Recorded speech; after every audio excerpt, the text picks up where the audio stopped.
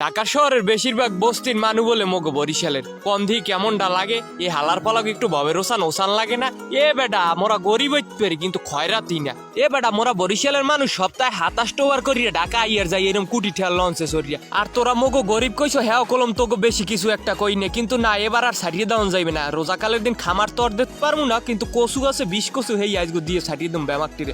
যারা এইসব ভুলভাল নিউজ করছে যে বরিশালের বেশিরভাগ মানুষ ঢাকার বস্তিতে থাকে, বেটা হ্যাগোনান বুংবাং রিপোর্টার এই সৎপাশে খালি মগই বরিশালের লঞ্চের থত মার উঠবে হালাই মোরা লই যাইতে পারি। আরেক দল মানুষ আছে না এ বেটা এ যারা কইছো মোরা লঞ্চের পাশা ধরিয়াই দেখ দি ভালো করে লঞ্চের পাশা একটা মানুষ ঝুলিয়ে রয়েছে হালার পালারায় উল্টো পাল্টা কথা কও কিল্লিগে ভালো করে দেখ বেটা মোরা কুটি ঠেল লঞ্চে সরিয়ে এরপরে আস্তে আস্তে হুইয়া ঘুমাইয়া এরপরে আই। আর অন্যান্য জেলার মানুষ যেগুলো আছে মগো বরিশাল লোক দেখলে একসাথে খামরা খামরি করে গার মধ্যে একটা জ্বালা পড়া শুরু হয়ে যায়, কি করবি দিশা পাও না, সহ্য করতে পারো না বেটা। তখন 2-5 জেলার মানুষ এ একটা লঞ্চে করে মোরা জাগাইয়া পিড়িয়ে সামনান লইয়া পারি বেটা। আরো একদল মানুষ আছে যারা মগো খাতার গাট্টি কো এ বেটা খাতা কি সবাই সেলাই করতে পারে? মগো বরিশালের মানুষের দক্ষতা আছে দেখি মোরা খাতা সেলাই করি, হের লেগে মোরা খাতা লইয়া ঢাকা যাই। বেটা খাতার গাট্টির দেশে পারলে আইয়ে দেইস একবার আইয়ে এরপরে কইস যে খাতার গাট্টির দেশটা কেমন।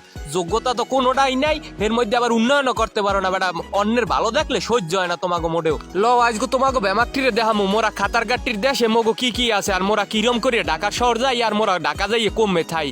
মগো বরিশালের লঞ্চ উঠলেই প্রথমে সয়ে পারবে দুয়ার দ্বারা এরম লিফট, এটা লিফট বা খেলনা লিফট না অরিজিনাল লিফট। যারা মগো বরিশাল লই উল্টো পাল্টা কত কয় হেগুলোই নেই এই লিফটে উঠাইয়া এরপর পানির তলে পাঠাই দিই মোরা। আর এই যে লঞ্চের ডেকের উপরে যে লাইট লাগাই নেই এ বেড়া এতগুলো লাইট তো মনে হয় কোনো বড় 5 স্টার রেস্টুরেন্টেও লাগাই নিয়ে থাকে না। আর এত বড় এলইডি টিভি কয়জনে দেখছো তোরা? কদেই যারা মগলো এই সমালোচনা করো কয়জনে দেখছো? মগো যে ডেকের উপরে লাইট লাগাই নেই এরই তো সরঞ্জাম কোনো 5 স্টার হোটেল আলাদা করতে পারে না। লঞ্চের নিচতলায় কোনো উপরতলায় ওঠার সময় দেখো এরম তাল্লুর উপরে জারবাতি জ্বলে আর চারিদিকে লাইটিং এর পরিবেশটা দেখছো কি সুন্দর, দেখলেই মাথা নষ্ট হয়ে যায়। আর দোতলায় উঠতে এলে দেখো এরম লেতুর দিয়ে চাবি দিয়ে দিয়েছে, এগুলো সব ভিআইপি কেবিনের চাবি। এই এর পাশে লঞ্চের থতমাটারে কি ডিজাইন ডে করছে, কি এমন লাইটিং করছে আর দেখলে কেন না ভালো লাগে। মোল্লায় যে হ্যাঁ নেই ঘুমাই কোন লোমার কেবিন লোমার কেবিনে যাইয়ে ঘুমামু। দোতলায় আরো আছে ভিআইপি জোন, এখানে হাইন দিয়ে কেউ কইতে পারবে এগুলো লঞ্চের মধ্যে চেয়ার গুলো বয়নে যে কেউ কইবে এটা দেখে প্লেনের চেয়ার। মোরা এই প্লেনের চেয়ারে লঞ্চে করি এরপর ঢাকা যাই।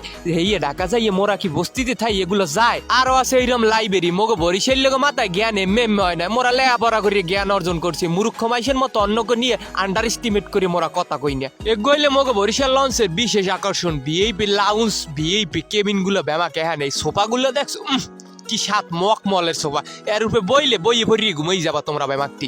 এগোইলে পানির ট্যাপ মানে আইন দিয়ে পানি নিয়ে খায়। আর ডাইনিং টেবিলটা দেখছেন মার্বেল পাথরের ডাইনিং টেবিল কি সুন্দর।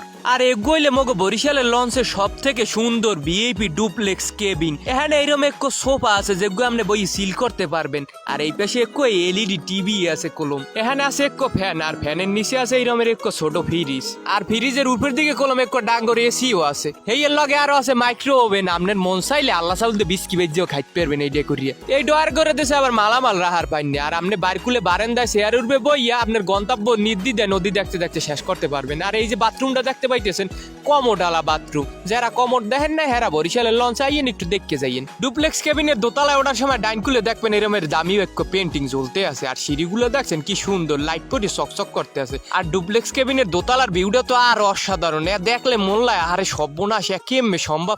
মগো বরিশাল লেগো দ্বারাই সম্ভব এইসব জায়গায় হুইয়া বইয়া ঘুমাইয়া খারাইয়া এরপরে যাওয়া ঢাকার শহর। এইটা হইলে আরেকটা ভিআইপি কেবিন যাগো একটু বাজেট সংকট কিন্তু মানু বেমালা যাইছেন এক লগে ভিআইপি কেবিন নেই হ্যাঁ গোলে গিয়ে এইটা আবার কেবিন। এখানে আপনি আগের ডুপ্লেক্স কেবিনের মতো সব ধরনের ভিআইপি সুযোগ সুবিধা কলম পাইবেন, যেমন টিভি ফ্রিজ এসি বেমাক কিছুই কলম আগের ডান নানা আছে।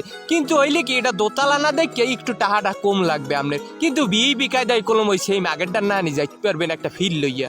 আর দোতলায় গনে 3 তলায় ওঠার সময় এত সুন্দর লাইটিং এর দৃশ্য আবার একবার শোয়ে পড়বে। আর 3 তলায় উঠতে তাল্লুর উপরে দেখবেন সিসিটিভি লাগাই না, এখানে ওই আকাম কুকাম করে হাঁটিয়ে যাইবেন হ্যাঁ কলম নে ভাই হইতে আছে না। আর 3 তলায় আছে এরকম চাইনিজ রেস্টুরেন্ট, এখানে আপনার যত ধরনের চাইনিজ খাবারপত্র আছে বেমাক কলম টুকটাক পাইয়ে যাইবেন। এখানে মেনু বুক আছে, আপনি চাইলে মেনু বুক দেখে অর্ডার দিতে পারেন।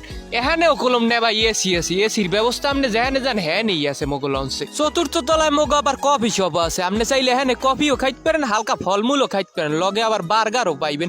এই আপনি এখানে বইয়ে চাইলে খাইতে পারেন। আর লঞ্চের নিচতলা একবারে পাঁচকুলে গেলে এরকম একটা ক্যান্টিন দেখতে পাইবেন।